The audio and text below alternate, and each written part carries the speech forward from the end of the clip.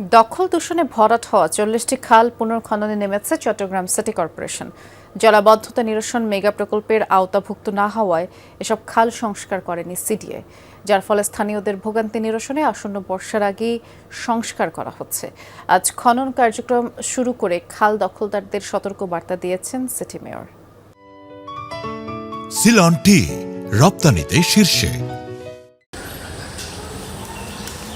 চট্টগ্রামের ফতেয়াবাদে খাগড়িয়াছড়া খাল যেন ময়লার ভাগার। দেখলেই বোঝা যায় বহু বছর ধরে সংস্কারের ছোঁয়া লাগেনি।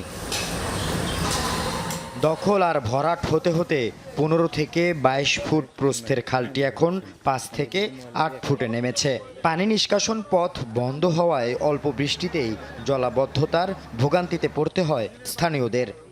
মানুষের আবর্জনা ফেলাইয়া ভরাট করে দিছে, এই জন্য তো ছোট হয়ে গেছে। আমরা ছোটকাল দেখছি এটা দুনিয়া ছাড়া এটা অনেক বড় ছিল। এখন চারদিক থেকে ময়লা আবর্জনা পড়ে এই ছাড়াটা নষ্ট হয়ে নেড়ে গেছে বা নষ্ট হয়ে গেছে। এটা ছোট হয়ে এখন পানি যাওয়ার অসুবিধা হয়ে গেছে, এই জন্য আমাদের এলাকায় পানি জলবদ্ধতা হয়ে যাচ্ছে। অবশেষে জলাবদ্ধতা নিরসনে খালটি সংস্কার ও পুনর্খনন শুরু করেছে সিটি কর্পোরেশন। মেয়রের আসার কথা শুনে চলে পরিচ্ছন্নতা কার্যক্রম।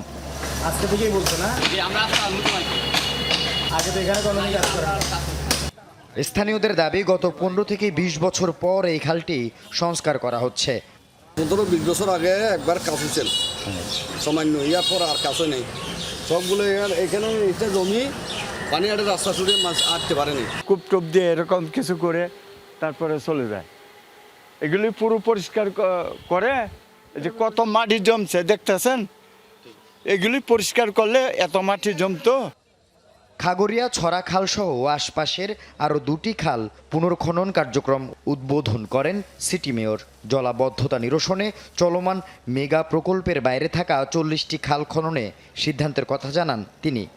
40টা খালকে আমরা চিহ্নিত করেছি।